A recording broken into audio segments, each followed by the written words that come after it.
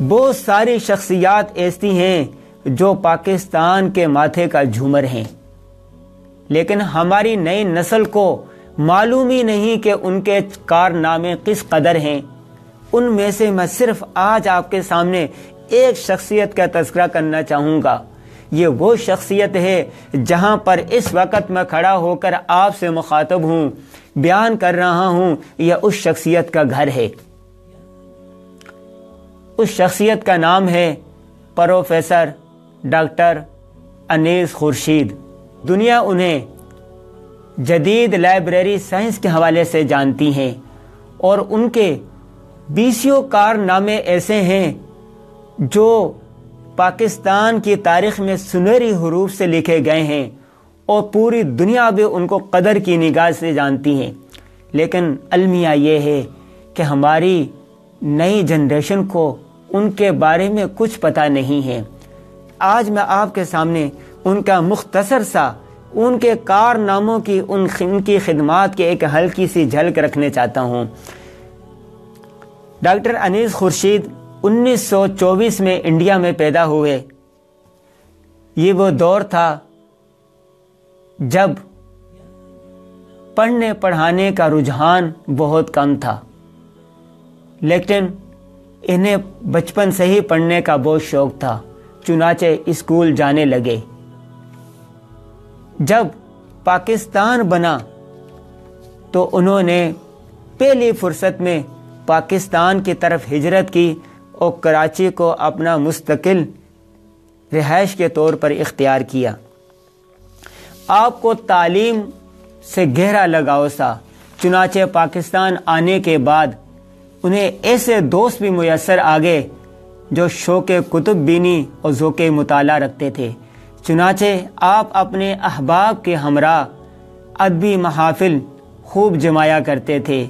آپ کے رفقا میں ڈاکٹر جمیل اختر، ڈاکٹر ابو الخیر کشفی، مولوی عبدالحق ابن انشا، ابو اللہ صدیقی، فرمان فتح پوری وغیرہ وغیرہ، یہ جتنے اہل علم تھے، اہل ذوق تھے، اہل ادب سے آپ کے ساتھ ان کی شناسائی تھی۔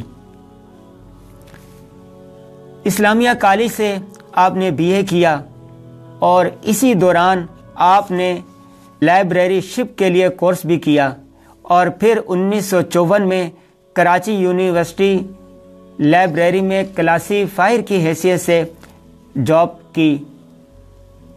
Post graduate diploma library course میں شاندار کارکردگی کا مظاہرہ کرتے ہوئے پہلی پوزیشن حاصل کی، اور پھر اس کے کچھ دنوں کے بعد 1960 کی دہائی میں یہ امریکہ چلے گئے پی ایچ ڈی کرنے کے لیے، اور پی ایچ ڈی کا موضوع تھا لائبریری اینڈ انفارمیشن سائنس۔ چنانچہ 1971 میں امریکہ سے پی ایچ ڈی کر کے واپس آئے۔ میں ڈاکٹر صاحب پر لکھی گئی کتاب کا مطالعہ کر رہا تھا۔ ڈاکٹر صاحب نے کوئی 30 کے قریب اردو انگریزی میں کتابیں لکھی ہیں۔ جب میں کل رات سے ان کی زندگی کا مطالعہ کر رہا تھا تو مجھے معلوم ہوا آپ کی زندگی کا تہائی حصہ قومی خدمت پر معمور ہے۔ آپ کی کوششوں سے پاکستان میں لائبریری جدید خطوط پر استوار ہوئی۔ عام لوگوں سے ہٹ کر آپ نے ریٹائرمنٹ کے بعد بھی علمی و ادبی سرگرمیاں جاری رکھیں۔ ڈاکٹر انیس خورشید صاحب کی علمی و مطالعاتی خدمات کی بدولت 1996 میں اس وقت کے صدر فاروق لغاری نے آپ کو صدارتی تمغہ برائے حسن کارکردگی سے نوازا، اور اس کے اندر اس وقت کے وزیر اعظم میاں نواز شریف صاحب بھی موجود تھے۔ یہ ڈاکٹر صاحب کی خدمات کی ایک ہلکی سی جھلک ہے۔ ان کے علاوہ ملنے والے اعزازات بھی بے شمار ہیں۔ ڈاکٹر صاحب کا سب سے بڑا کارنامہ یہ شمار ہوتا ہے کہ انہوں نے قائد اعظم محمد علی جناح پر بیبلیوگرافی یعنی کتابیات لکھی۔ یہ 2 جلدوں میں ہے، اور یہ 1000 سے زائد صفحات پر مشتمل ہے۔ آج قائد اعظم پر جو کام کرے گا وہ اس کے بغیر، اس کتاب کے بغیر نامکمل شمار ہوگا۔ یہی وجہ ہے کہ جب 1996 میں کراچی یونیورسٹی کی لائبریری سائنس ڈپارٹمنٹ کی گولڈن جوبلی ہوئی تو اس تقریب میں آپ کو لائف ٹائم اچیومنٹ ایوارڈ دیا گیا. اور اسی طرح 1992 میں ہمدرد یونیورسٹی کے حکیم سعید نے وثیقہ اعتراف کے نام سے آپ کو اعزاز سے نوازا، اور اسی طرح ہمدرد یونیورسٹی کے آپ شورا میں بھی شامل رہے. 23 مارچ 2007 میں اس وقت کے صدر پرویز مشرف نے جب لوک ورثہ میں ایک یادگار کا افتتاح کیا جس سے پاکستان نیشنل مونومنٹ کا نام دیا گیا، اس میں پاکستان کے لیے عظیم خدمات سر انجام دینے والے لوگوں کے لیے ایک خاص جگہ مختص کر دی. اس جگہ میں پروفیسر ڈاکٹر انیس خورشید کو بھی شامل کیا گیا. دوستو، یہ ڈاکٹر صاحب کو ملنے والے اعزازات کی ایک ہلکی سی جھلک ہے. آپ نے 150 سے زائد تحقیقی مضامین لکھے، اردو انگلش میں 30 سے زائد کتابیں تحریر کی. آپ کی 2 کتابیں جدید کٹلاگ سازی میں پاکستان میں بطور درسی کتابیں پڑھائی جاتی ہیں.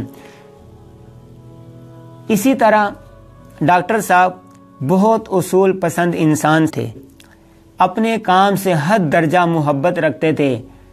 قائد اعظم کے اس قول کام کام اور کام کی عملی تعبیر تھے. اپنی زندگی کو انتہائی قیمتی بنایا اور رہتی دنیا تک اپنا سکہ منوایا. یہ پیغام ہے نوجوان نسل کے لیے کہ اگر کوئی کامیابی حاصل کرنا چاہتا ہے تو انہیں چاہیے اپنے وقت کو قیمتی بنائیں، ملک و قوم کے لیے ایسا کام کرے جو رہتی دنیا تک اس کا نام برقرار رکھ سکے.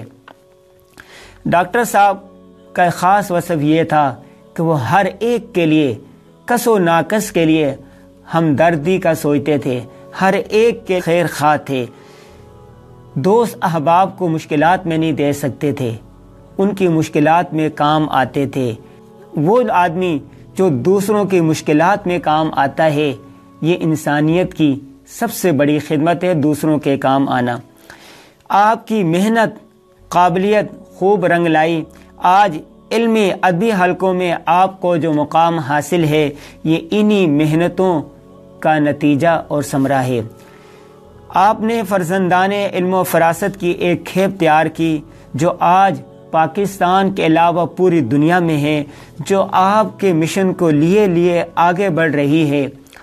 چنانچہ آپ نے علم کی وہ شمع روشن کی جس کی روشنی سے ملک و ملت روشن ہوئی. علم و دانش کا یہ عظیم چراغ 4 جنوری 2008 کو اپنے خالق حقیقی سے جا ملے، مگر آپ کے مشن کو آپ کے سینکڑوں شاگرد اور فرزندان ارجمند، خصوصاً بھائی شفیق اجمل صاحب درسقرآن.com کی صورت میں پوری دنیا میں جاری رکھے ہوئے ہیں. یہ آپ کے لیے بہت بڑا صدقہ جاریہ ہے. میں نے کہا نا آپ کو کہ حدیث شریف میں آتا ہے انسان دنیا سے چلے جاتا ہے مگر 3 چیزیں باقی رہ جاتی ہیں: نیک اعمال جو اس نے کیے ہوں، صدقہ جاریہ جو اس نے جاری کیا ہو، نیک اولاد جو اس نے چھوڑی ہو. ڈاکٹر انیس خورشید مرحوم نے اپنے پیچھے 3 چیزیں چھوڑی. اللہ تبارک و تعالی انہیں جنت الفردوس میں اعلیٰ مقام عطا فرمائے.